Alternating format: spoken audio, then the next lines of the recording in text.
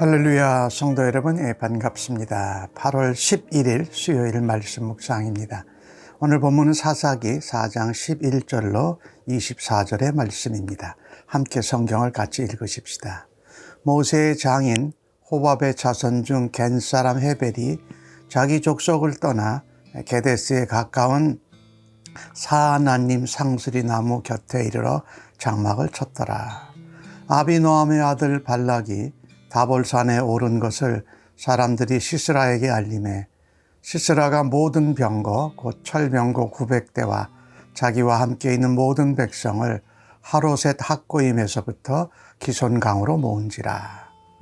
드보라가 바락에게 이르되 일어나라, 이는 여호와께서 시스라를 내 손에 넘겨주신 날이라. 여호와께서 너의 앞서 나가지 아니하시느냐 하는지라. 이에 바락이 10,000명을 거느리고 다볼산에서 내려가니 여호와께서 바락 앞에서 시스라와 그의 모든 병거와 그의 모든 군대를 칼날로 혼란에 빠지게 하시매 시스라가 병거에서 내려 걸어서 도망간지라. 바락이 그의 병거들과 군대를 추격하여 하로셋 학고임에 이르니 시스라의 온 군대가 다 칼에 엎드러졌고 한 사람도 남은 자가 없었더라. 시스라가 걸어서 도망하여 겐사람 헤벨의 아내 야엘의 장막에 이르렀으니 이는 하솔왕 야빈과 겐사람 헤벨의 집 사이에 화평이 있음이라. 야엘이 나가 시스라를 영접하여 하며 그에게 말하되 나의 주여 들어오소서, 내게로 들어오시고 두려워하지 마소서 하매 그가 그 장막에 들어가니 야엘이 이불로 그를 덮으니라. 시스라가 그에게 말하되 청하노니 내게 물을 조금 마시게 하라.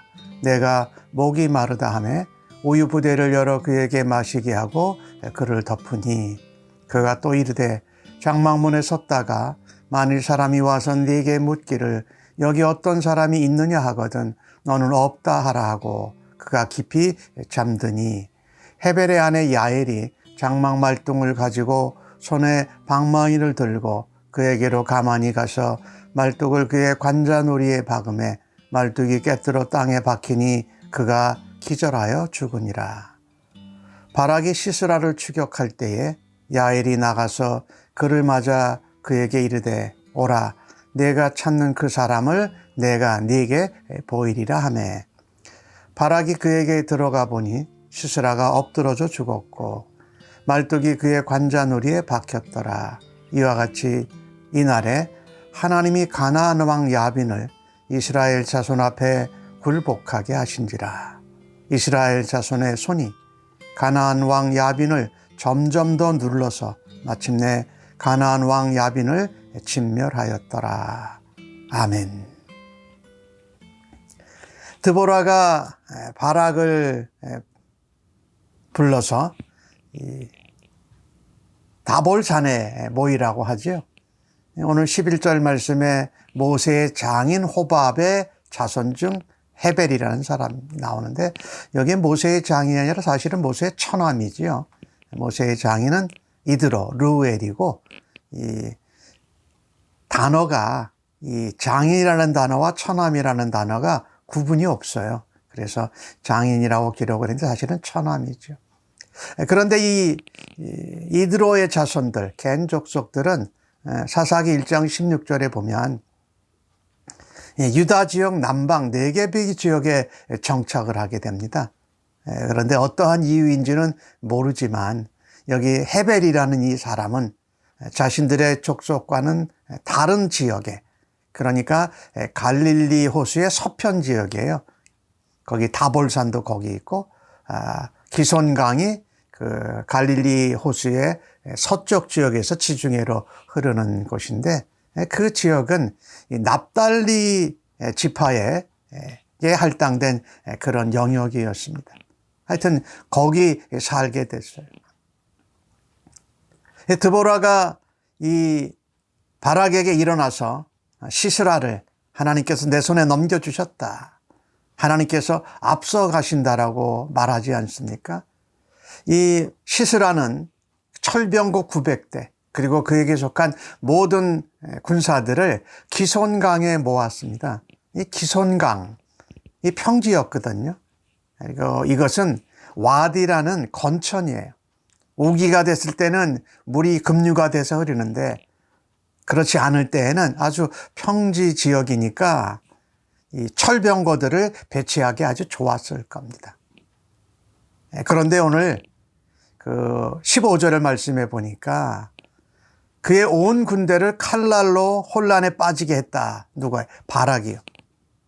그 10,000명 납달리와 스불론의 지파에. 그런데 시스라가 병거에서 내려서 도망합니다.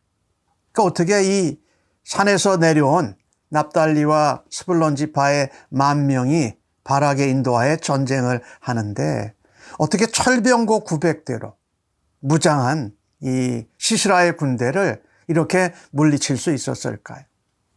아까 이 기손강이 건천이라고 말씀을 드렸는데 이 5장에 나오는 이 드보라와 바락이 하나님께 찬양하는 것을 보면은요, 이 건천에 갑작스럽게 물이 흐른 것입니다.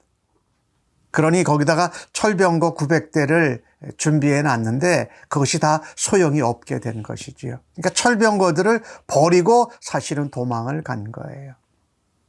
그래서 오늘 16절에 보니까 다 칼에 엎드려졌고 한 사람도 남지 못했다.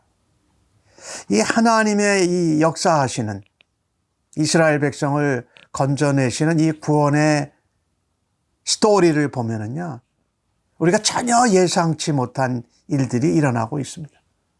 11절에 겐 사람 헤벨이 그 납달리 지파의 영역의 땅에서 살고 있었고, 또 오늘 17절에 보니까 그 가나안 왕 하솔 왕 야빈과 이 헤벨의 집 사이에 화평이 있다라는 거, 아주 긴밀한 관계가 있다라는 거죠. 그래서 시스라가 도망을 간 곳이 이 야헬의 집, 그 장막으로 도망을 간 겁니다. 이 야헬도 시스라를 알아봤어요. 그러면서 주여 들어오시옵소서, 두려워하지 마소서, 그러면서 장막에 들어가서 이불로 덮어주고, 그가 목이 마르다고 하니까 우유를 대접해 주고, 그 다음에 또 시스라가 누가 찾아와서 나를 찾거든 없다고 해라 라고 하면서 그냥 편안히 시스라가 잠이 들게 됩니다. 그런데 이 야헬이 어떠한 이유에선지는 정확히 알 수가 없어요. 이 장막에 말뚝을 가져와서 방망이로 쳐서 이 시스라를 죽이게 됩니다. 드보라가 사사기 4장에 이야기한 것처럼 여인의 손에 넘기었다, 팔게 될 거다라는 그 예언이 그대로 성취가 된 것이지요. 오늘 여기서 저희가 하나 눈여겨보아야 될 것은 왜 겐 사람 헤벨이 그 납달리 지파의 영역 가운데 살고 있었는가? 대개의 겐족수들은 유다 지파의 남쪽 지역인 이쪽 네게부 지역 사막에 살았는데 왜 거기 살았는지 정확히 이유를 알 수가 없어요. 그리고 시스라가 자기가 안전하게 숨을 수 있다고 한 곳이 이 헤벨의 집에 야엘이라는 여인의 장막에 들어갔는데 오히려 거기서 그 여인에게 죽임을 당한다라는 거예요. 이것을 보면서요, 이 하나님께서 하나님의 백성을 건지시는 이 구원의 역사, 이것은 정말 우리가 이해하기 힘든 그런 하나님의 놀라운 섭리의 계획이 있는 것입니다. 그리고 갑작스럽게 그 기손강이 건천, 물이 흐르지 않는 강이었는데 물이 갑자기 흐르게 된 것, 비가 왔다라는 거죠. 이 하나님이 이들은 철병거를 900대를 거기다가 진열해 놓고 준비해 놓고 그들이 20년 동안 통치해 왔던 이 이스라엘 족속 이스라엘 사람들을 아주 우습게 여겼을 겁니다. 아마 그들은 전쟁에 이길 거라고 아주 장담했을 것이에요.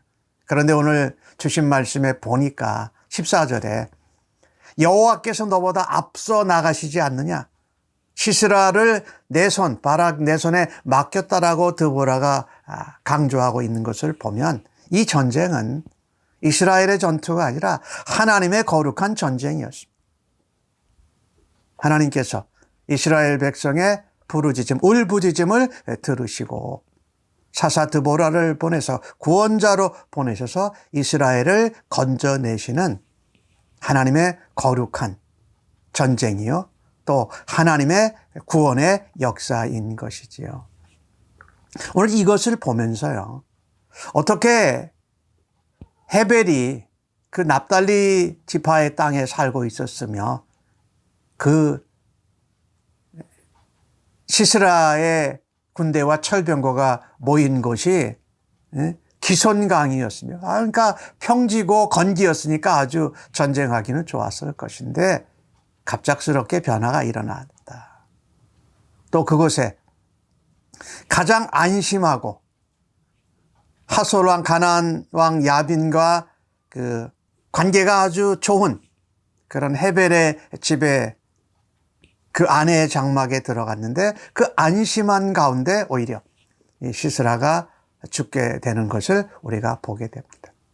하나님께서 이 가나안 왕 야빈을 이스라엘에게 굴복시키고 결국은 야빈 왕, 그 가나안 하솔 왕이 망하게 되었더라고 오늘 22절에 기록하죠.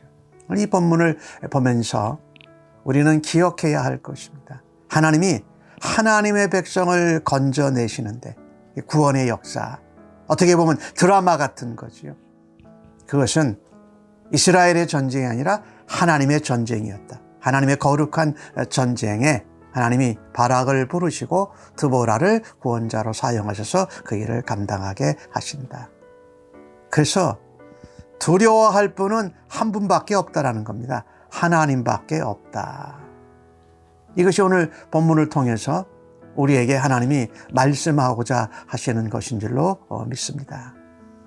불가능할 것 같은 그 상황, 평지에 철병거 900대가 있는 상황, 가장 안전하다고 생각되는 자기 왕과의 화평하고 화친한 그 집에 들어가서 하나님이 준비해 두신 그 여인의 손에 죽게 되어서 이스라엘이 야빈 왕에게서 벗어나고 그 나라를 멸망시키는 이런 놀라운 역사가 하나님의 손에 있다.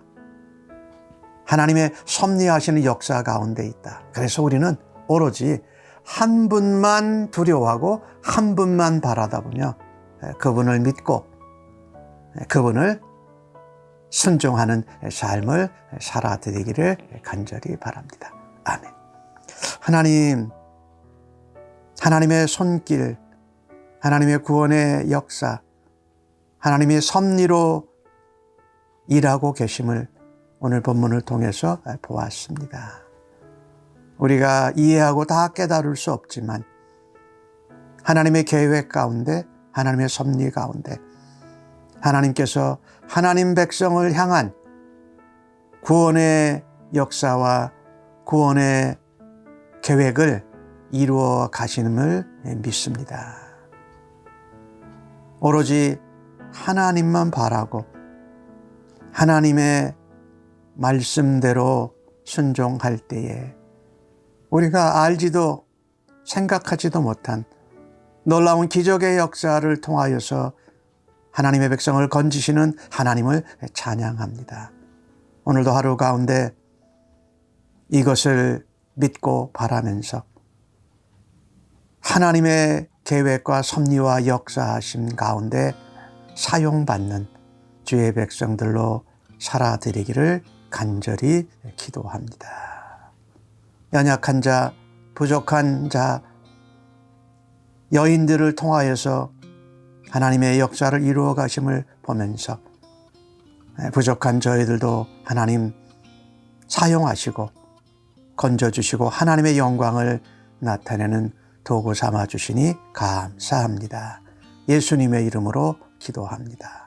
아멘.